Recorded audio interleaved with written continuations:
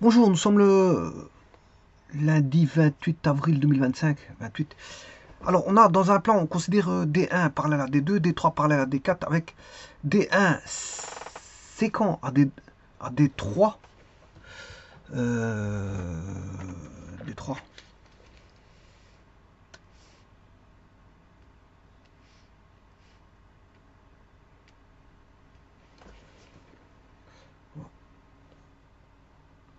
Avec ces D1 séquent D3. Euh, alors, mené par une droite telle que 1. Les parties d'air comprises entre les coupes de parallèle soient égales. Donc les parties d'air soient égales. Et 2. Les parties segmentaires. Pas confondre les parties d'air et les parties segmentaires.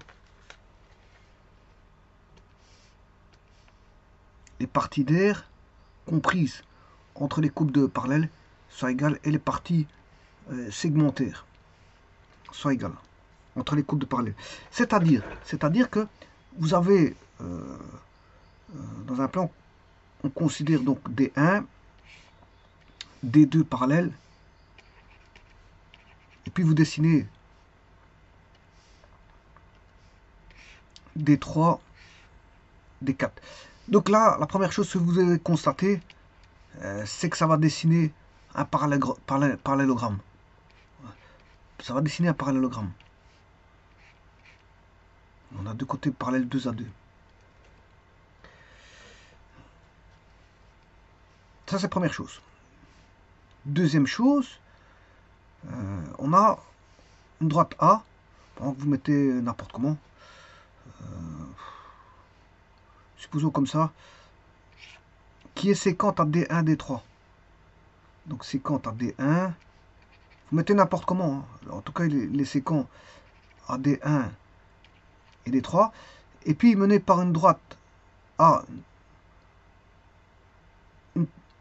Menée par A, une droite telle que les parties comprises entre les coupes de parallèles soient égales.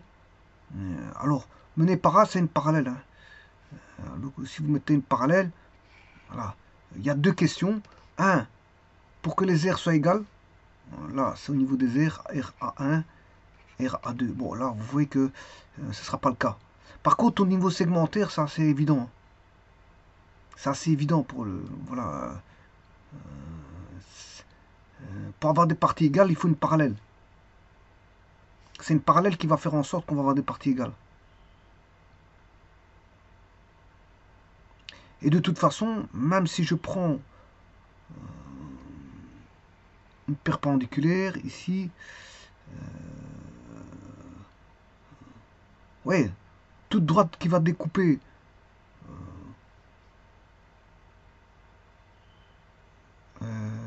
non, j'ai rien dit, j'ai rien dit. Si je prends une perpendiculaire, non, il faut amener une parallèle. C'est une parallèle. Là, on aura des rapports de segmentaires égaux. Bon. Maintenant, le tout, je vais démontrer pour l'air, et puis ça va être évident pour les segments. Pour les segments, c'est évident, les parties segmentaires. Donc, la principale démonstration va se baser sur les aires. Alors, pour les aires, il faut considérer le problème comme étant voilà, résolu.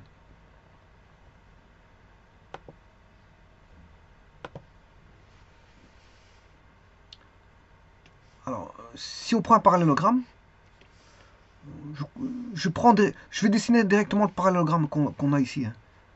Je vais dessiner directement ceci pour éviter de repasser par voilà, les données du problème. Alors, donc on a un parallélogramme. Quand est-ce qu'on aura la même aire dans ce parallélogramme?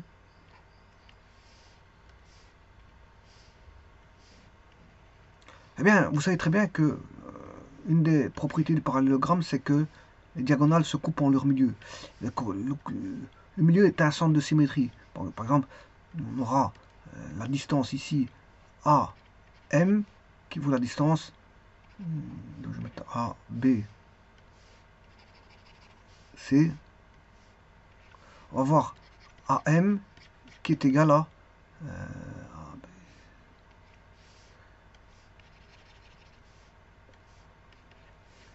AM est égal à MC. Mais on aura aussi la distance ici, MB, qui vaut MD.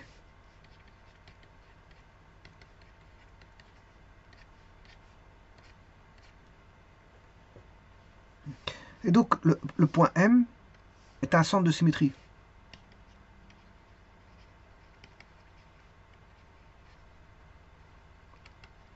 Parce qu'il va symétriser A sur C, voilà, et il va symétriser B sur D. Donc c'est une symétrie orthogonale. Si vous voulez, B est l'image par symétrie orthogonale de centre M de D, et C est l'image par symétrie orthogonale de centre M, voilà, de l'objet qui est A. Donc du point A. Du point A est symétrisé pour donner C, ou inversement, hein. La réciproque, c'est que C est symétrisé par rapport à M pour avoir A, B est symétrisé pour avoir D, et D est symétrisé pour avoir B.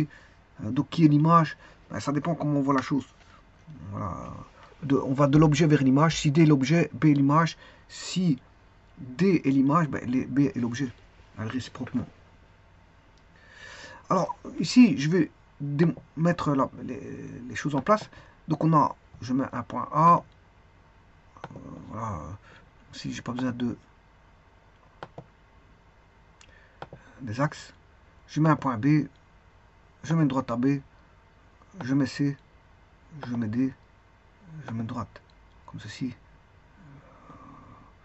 je mets un point E, D2, F,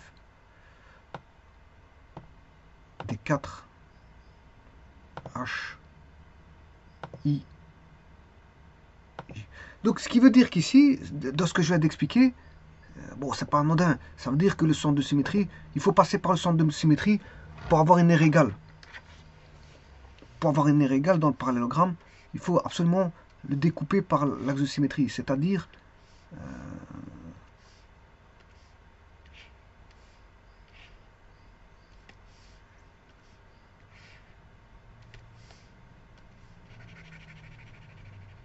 si je prends le point O, M, voilà. Tout d'abord, ici c'est un quadrilatère. Hein. C'est un quadrilatère, il est inscriptible. C'est un quadrilatère convexe. Voilà. Si je prends ici, je vais dessiner un cercle. Lui, il est inscriptible.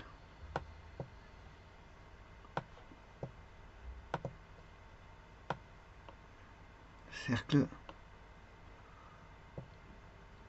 passant par H, F,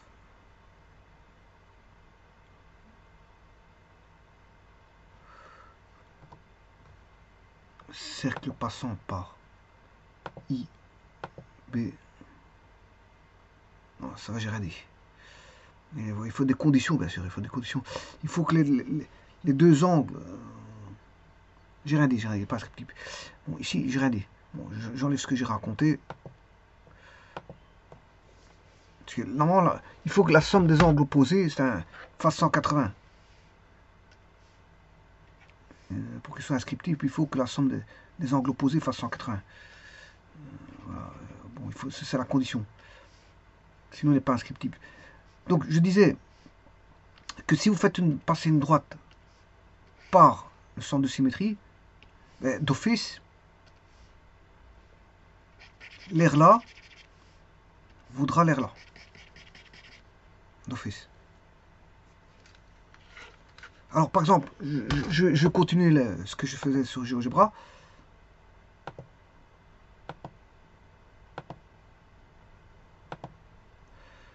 Donc, j'étais en train de placer les données. Après, je vais effacer le K, L, F. Ça, c'est la droite A. C'est la droite A de l'énoncé. En couleur rouge, ça, c'est la droite A. Alors, D1, D2, D1, le voici. Je vais le mettre en bleu. Voilà. D2, je le mets aussi en bleu. C'est les deux droites parallèles entre elles. D3, D4, elles sont là-bas. Alors, je vais le mettre en mauve. D3, D4. Donc vous voyez,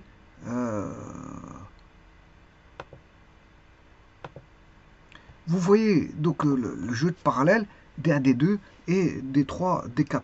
Alors je construis une droite AB quelconque, hein, qui est en rouge, enfin A. Je m'excuse, c'est la droite A. Donc ce que j'ai fait, ben, j'ai fait ceci. Voilà. Ben, j'ai mis la droite en bleu. La droite en bleu, c'est la droite AB qui est ici. Ça, c'est la droite A. Donc j'aurai, ici vous voyez que on a, ouais, ici j'aurais dû appeler ça D1.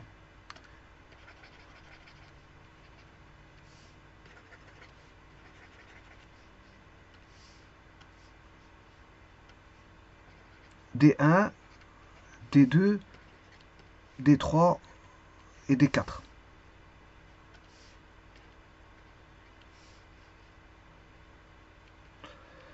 La droite A, vous la voyez, hein, c'est celle en bleu, c'est celle ici. Alors je rappelle que chaque fois, c'est ces trois petits points. Je les ai pas fait. Voilà. Voilà. Et donc ici, je l'ai découpé n'importe où. Et vous voyez qu'ici, n'importe où, les aires ne seront pas égales. N'importe où, les aires ne seront pas égales. Voilà, on va dire ça comme ça. Donc il faut le découper vraiment par le centre de symétrie.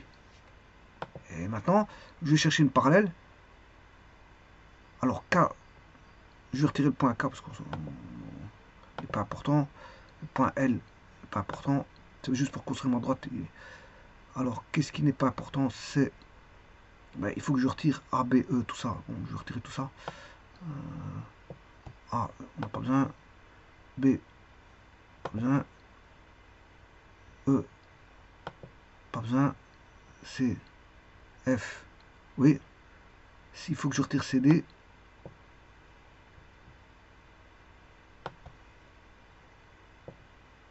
C, D.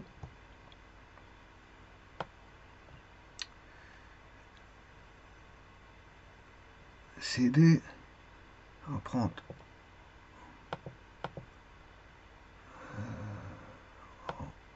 Je vais chercher le milieu. Voilà, ça c'est le milieu du parallélogramme. Je vais chercher une droite.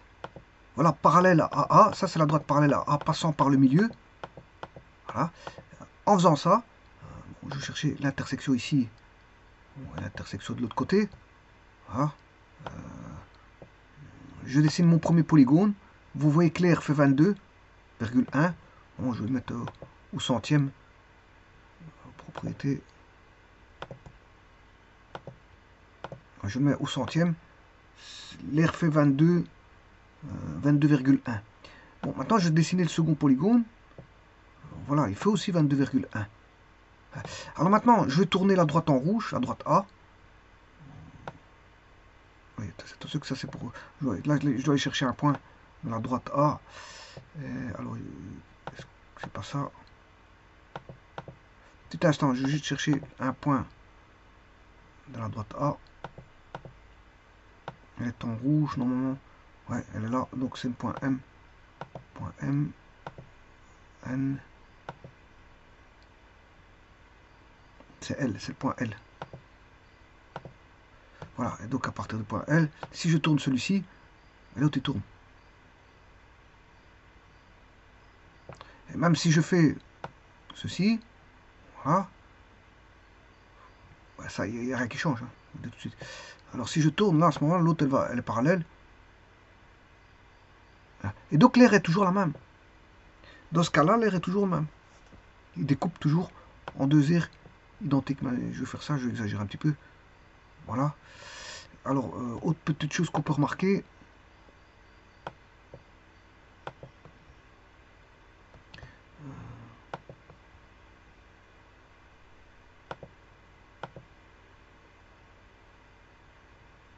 Non.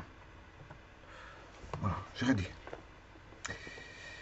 Voilà, donc vous voyez que maintenant je vais agrandir. Et vous voyez que les aires sont égales. Les aires sont égales. Vous voyez. Voilà. Vous voyez que les aires sont égales ici. Alors, elles sont égales comment? Mais vous le voyez, quand j'ai dessiné le polygone, il vous dit 22, je ne sais plus maintenant combien il fait. Je m'excuse. On va aller voir ça tout de suite. Le polygone, il fait 22,1. 22,1.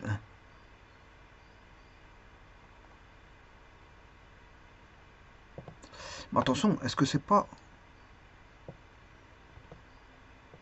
Je vais regarder quelque chose.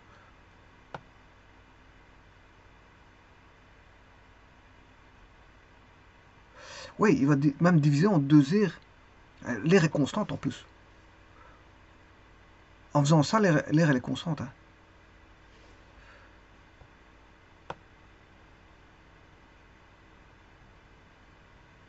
C'est toujours 22,1 en fait. L'aire fait toujours 22,1.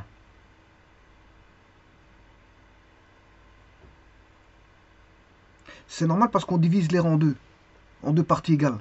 Parce que j'ai pris le centre de symétrie. Donc on divise en deux parties égales l'air. Alors maintenant, si vous voulez savoir l'air total, c'est 44. Je vais dessiner un polygone. 44,2.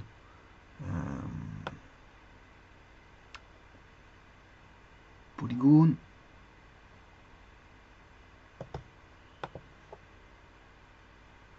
Une, 2, 3, 4, 5. Voilà. Vous allez voir 44 voilà 44,2. Donc en fait, on le divise en deux aires, je veux dire deux aires égales. Deux aires égales. Voilà, en faisant ça, on divise en deux aires. Donc on a deux parties égales, mais dont l'un vaut la moitié de l'autre.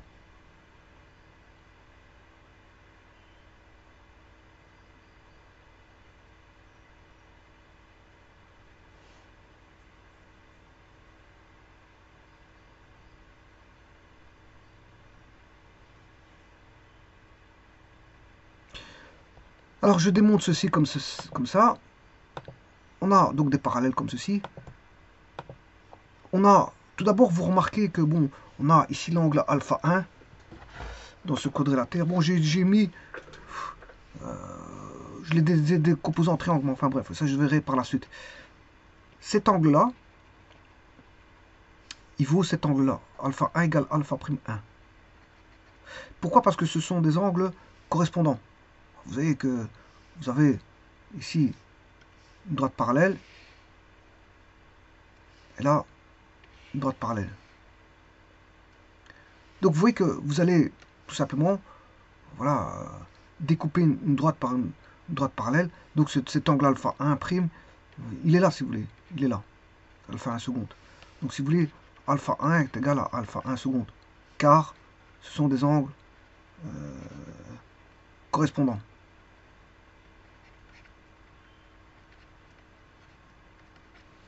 Ce sont des angles correspondants. Donc celui-là est égal à celui-ci, mais il est aussi égal à celui-là. Donc, alpha seconde 1 égale alpha prime 1. Pourquoi? Parce que ce sont des angles. On va dire, on a des parallèles, donc ils se correspondent. Hein. Sur même base, la base qui est AB, vous voyez ici, vous avez A, et vous avez la même base, et vous faites des parallèles, donc c'est même direction, donc alpha seconde 1 hein, égale alpha 1 prime. Pourquoi? Parce que ici, on a D3 parallèle à, si c'est D1, D2, enfin si c'est D4. Pourquoi? Parce que D3 parallèle à D4, donc ils ont même direction, donc alpha seconde 1, parallèle, voilà. Et une fois qu'on a ça, ben, là on a deux angles opposés par leur sommet, voilà.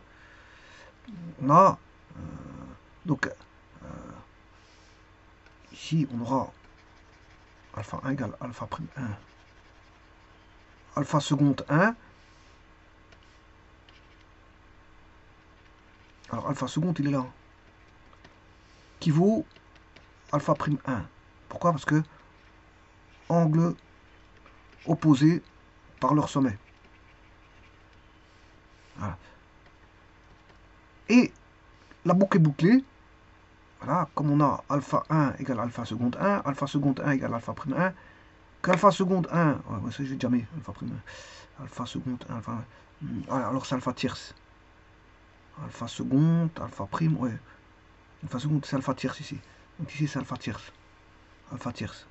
Et donc, ce qui veut dire que alpha 1 égale alpha seconde 1, alpha seconde 1 égale alpha prime 1, alpha prime 1 est égal alpha seconde 1, donc ce qu'on peut dire alpha 1, conclusion, alpha 1 est égal alpha seconde 1. Donc là, on a deux angles opposés identiques. Alors ça ne fait pas forcément 180, c'est pour ça qu'on n'a pas un quadrilatère. Si ça faisait 180, la somme, là on a un quadrilatère convexe inscriptible. Ici, bon, ici il ne l'est pas parce que c'est pas dit que alpha 1 plus alpha seconde 1 voudra. Et alors, on peut faire le même raisonnement, bien sûr, avec l'angle ici. L'angle là. Vous faites exactement le même raisonnement. Donc cet angle-là, il vaut exactement cet angle-là.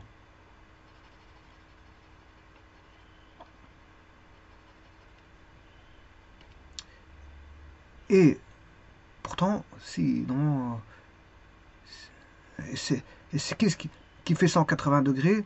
C'est la somme de ces deux angles-là. Le vert plus le bleu fait 180 degrés.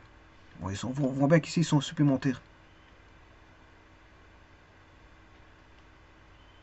Donc on pourra dire que, ici, si j'appelle ça psi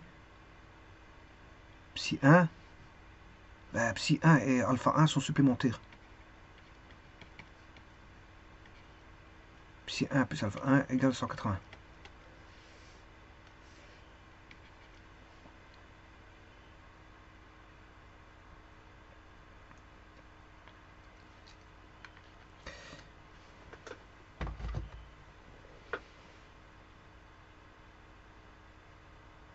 Alors, il y a quelque chose qui me chiffonne.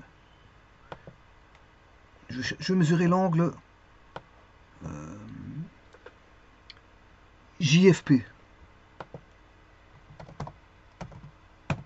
J, F, P, 23, oui c'est ça. Donc la somme des angles ne fait pas, la somme des angles opposés ne fait pas 180. Donc ici il n'est pas inscriptible. Il n'est pas inscriptible. Par contre, si je prends l'angle FHI,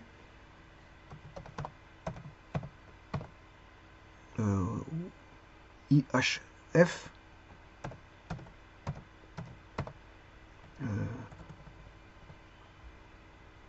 FHI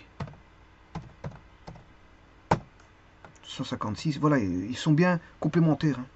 180 moins 23,57 supplémentaires. Ils sont supplémentaires. Ils sont supplémentaires. On va dire ça comme ça. Bon. Donc vous voyez qu'il n'est pas inscriptible, hein, parce que c'est la somme 23,57 et 23,57, ça ne fait pas 180. Donc il n'est pas inscriptible.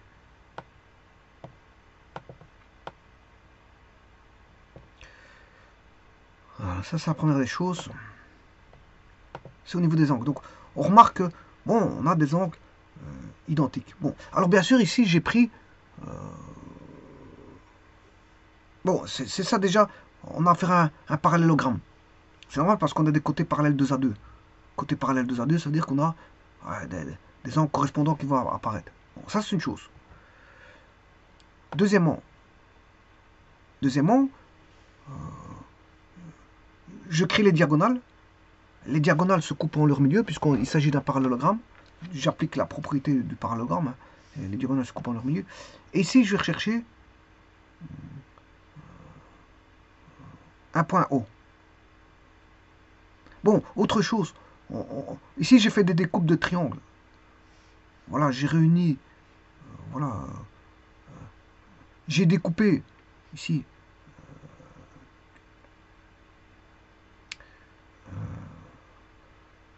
Le polygone en 3 parties.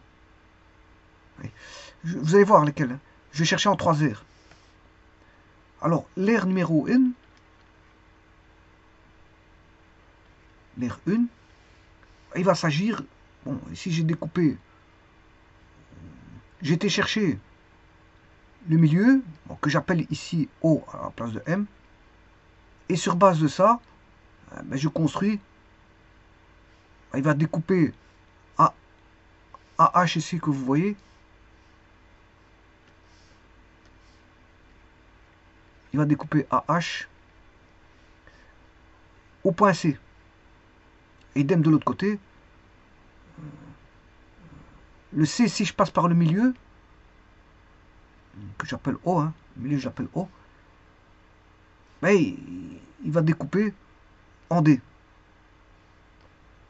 Donc on aura le CO, la droite CO va découper la droite D, ouais, je ne peux pas l'appeler D, BD, enfin B, je ne sais pas comment est-ce qu'on peut l'appeler, on va l'appeler le point Q. Voilà. Donc la droite BQ est découpée par la droite CO en D. Voilà. Et donc là, on a AO, D et CBO. Ouais, si vous voulez, on a un nouveau quadrilatère. On a une découpe. Alors, qu'est-ce que je démontre? Ben, je démontre que dans ce nouveau quadrilatère qui est ici, enfin, oui, c'est un quadrilatère, mais convexe. Croisé, non convexe. Parce qu'il est là, voilà. Et l'autre côté, il est ici. Là, qu'est-ce qu'on a? Ben, on a des angles opposés par leur sommet. Lesquels angles? Ben, aussi, on a bêta 1, ici, qui vaut bêta 2. Bêta 1 égale bêta 2. En plus de ça, l'angle ici, gamma 1, voilà, il vaut gamma 2. Ils vont l'angle là, angle opposé par leur sommet. Et la somme, bien sûr, elle fait 360. Hein. Si vous faites bêta 1 plus bêta 2 plus gamma 1 plus gamma 2, ça fait 360 degrés. Alors, comme j'ai dit, je vais chercher l'air là. Alors, l'air là, on sait bien que dans le triangle, je vais chercher le triangle COA. Alors, C, c'est ce point-là. Le O, c'est le point là. Le point A, il est là. Donc, je vais chercher le triangle COA. Attention qu'ici, j'avais fait quelque chose avant. Ouais, j'avais d'abord fait ce triangle-là. Je m'excuse. J'ai d'abord fait ce triangle-là. Donc, c'est ce triangle-ci. Ces deux triangles. Le quadrilatère convexe, qui est, ici je veux dire quadrilatère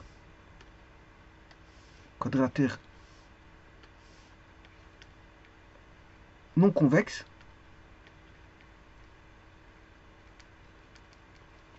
qui est A, D, CB. A, D, C, B. En fait, c'est celui qui est là. A, D, C, B.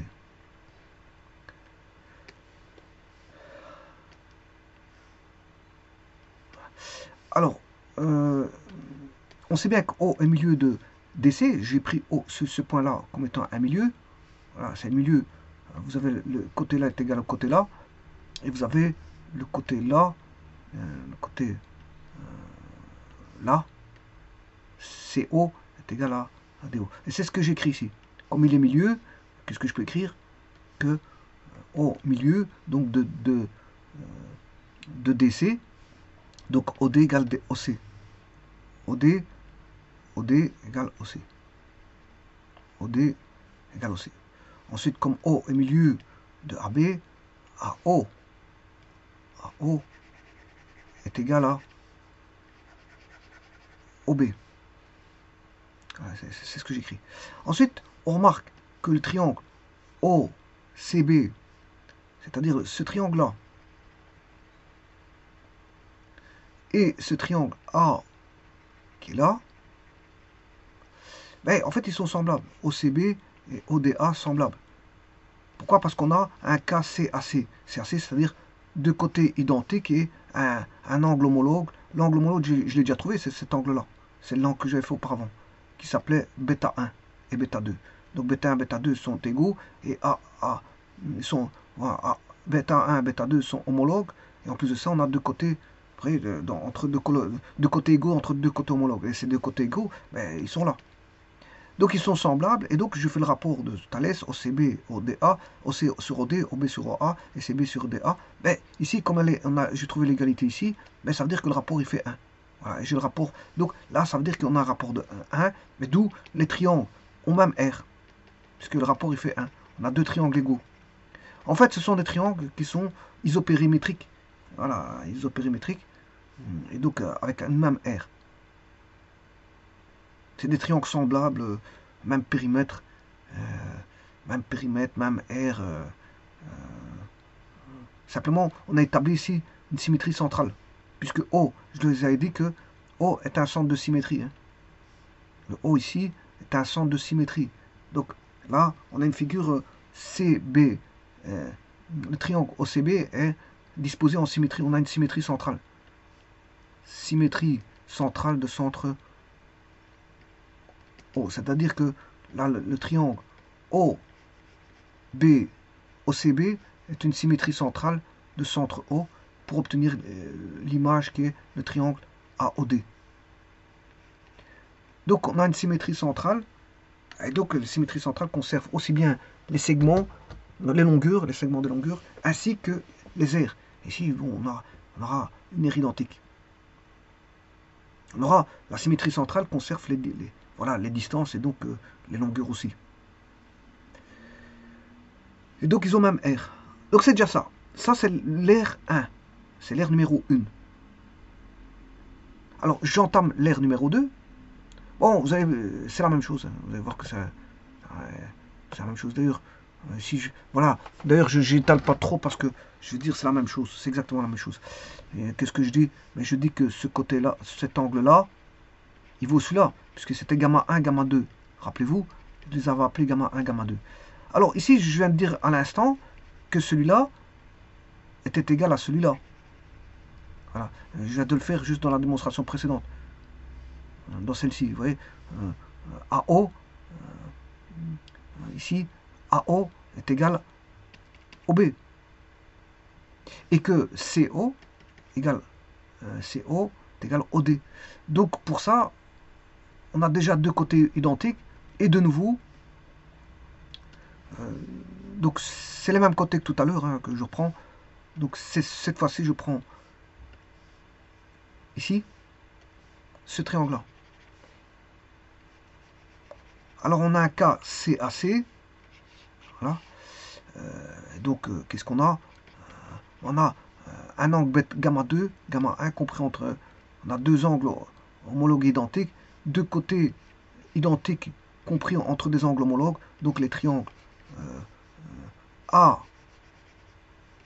le triangle ACO, on rappelle que O il est ici, ACO et BOD, en sachant que D il est là, voilà, sont semblables. Alors les rapports font 1, parce que comme la même chose que avant ça, le rapport fait 1, et donc les aires sont identiques. C'est-à-dire que l'aire ici est égal à celui-ci. Et en plus de ça, qu'est-ce qu'on a? Ben, comme je dis, O est un centre de symétrie. O est un centre de symétrie centrale. Ce qui veut dire que le triangle O, ACO, AOC est le symétrique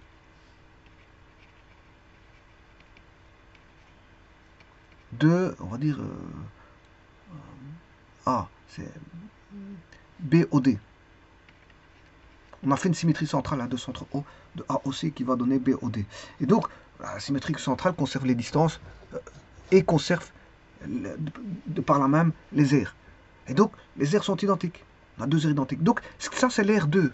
C'est l'aire numéro 2. C'est l'aire numéro 2. C'est l'aire numéro 2. Donc, pour l'instant, l'aire 1, c'est celui-ci. L'aire 1, les deux aires là sont identiques.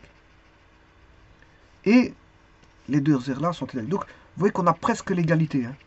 Bon, il ne reste plus qu'à traiter une petite aire qui est là-bas, d'un petit triangle qui est là.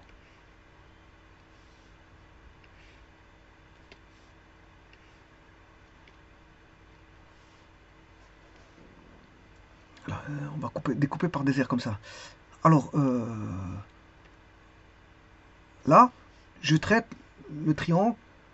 Là, C, c'est le dernier triangle. C, I, B. Alors, on a déjà IB qui est égal à IA. I''A. Alors, I', il est ici. Hein. Voilà, ça, c'est l'R3. IB est égal à... Donc, IB, c'est le côté ici. Il est parallèle et en plus égal à I'. Voilà. CI, il est égal à I'D, qui est là. D, il est là. Et CB, CB qui est là, il vaut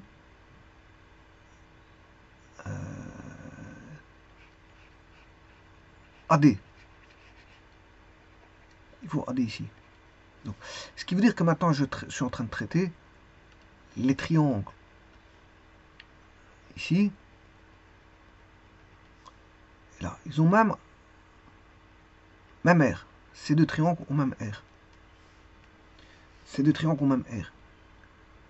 Alors de 1, ce sont des triangles isopérimétriques. Ils ont même R. Ce sont des triangles isopérimétriques, ils ont même R. Alors, remarquez bien aussi une chose, le rapport est constant. Hein. Les rapports sont constants. Pourquoi? Parce que, regardez bien, ici, on a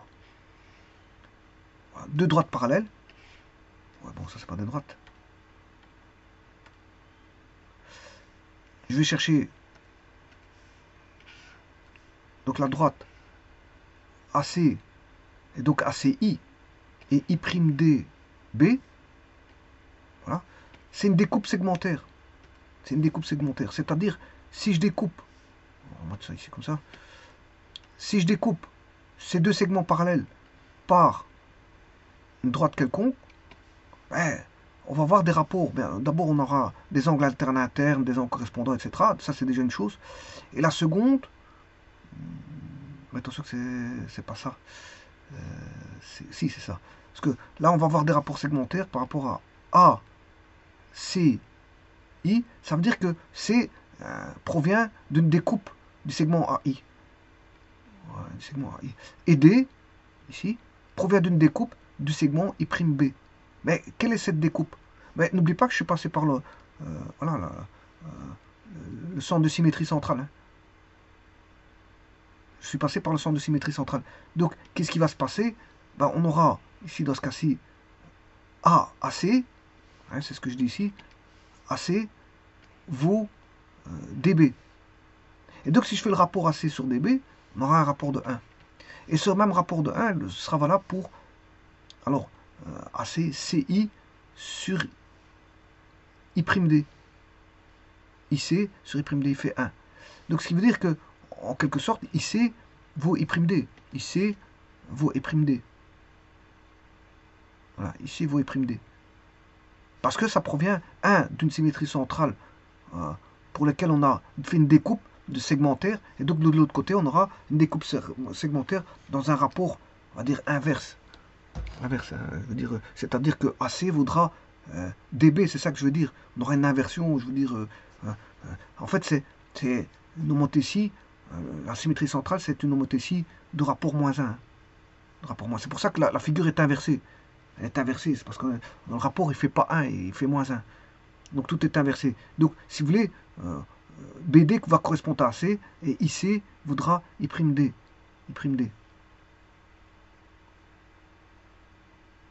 Mais en rapport de distance, ça fait 1. En rapport de distance, ça fait 1. Voilà, c'est un rapport de distance, ça fait 1. Mais vous savez très bien que normalement, ça fait -1. Ça veut dire qu'il y a un retournement de la figure. En symétrie centrale, il y a un retournement. C'est une homothétie de rapport -1. Mais le rapport de distance fait 1. On va dire ça comme ça. Et donc, conclusion, les R3, les deux R là-bas sont égales. L'air ici, il vaut l'air là-bas. Et donc, qu'est-ce que je peux dire? En conclusion, la somme de 3 mêmes R, 2 à 2, est égale des R totales égales. Ça veut dire que les deux R ici sont égales. Les deux R là sont égales. Et ça, bien sûr, quel que soit la direction de la droite, comme je l'ai dit auparavant.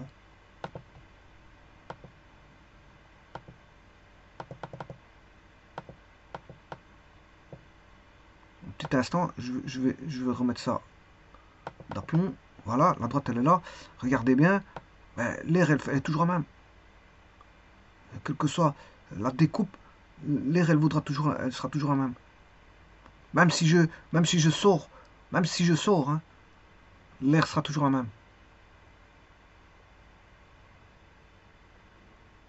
Voilà. Et donc, ceci, pour avoir des aires égales, il faut passer par voilà, un centre de symétrie qui est le voilà, point de concours des diagonales du parallélogramme. Voilà. Ceci répond à la première question. Maintenant,